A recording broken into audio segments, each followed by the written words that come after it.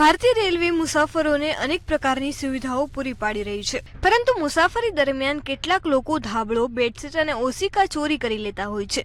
વર્ષ 2018માં ભારતીય રેલવેમાં ધાબળા, બેડશીટ અને ઓશિકાની ચોરી અંગે એક અહેવાલ આવ્યો હતો, જેમાં જણાયું હતું કે રેલવેમાં 2 લાખ ટોવેલ, 81,000 બેડશીટ અને 7,000 ધાબળા ચોરી થયા હતા. રેલવે આ પ્રકારની ચોરી રોકવા માટે દંડ અને સજાનું એલાન કર્યું છે. રેલવે પ્રોપર્ટી અધિનિયમ 1966 મુજબ જો વ્યક્તિ કોઈ પહેલીવાર આવી ચોરી કરતા પકડાશે તો તેને 1 વર્ષની જેલ તથા 1,000 રૂપિયાનો દંડ થઈ શકે છે. પરંતુ જો કોઈ વ્યક્તિ આવું વારંવાર કરે છે તો તે ગુનો ગંભીર ગણાશે અને તેને 5 વર્ષ સુધીની જેલ તથા વધુ દંડ પણ થઈ શકે છે. તમે વિચારતા હશો કે આ ચોરી કરનારને કેવી રીતે શોધાતા હશે?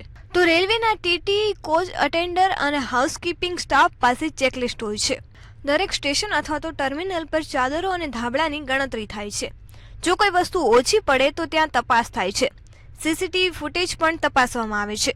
ટ્રેનમાં આપવામાં આવતી સુવિધાઓ મુસાફરોના આરામ માટે હોય છે, ચોરી માટે નહીં.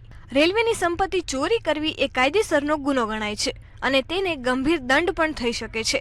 આ સિવાય તેને જેલની સજા પણ મળી શકે છે. મુસાફરો તરીકે આપણું કર્તવ્ય છે કે આ સુવિધાઓનો આપણે જવાબદારીપૂર્વક ઉપયોગ કરીએ અને રેલવેની મિલકતનું રક્ષણ કરીએ.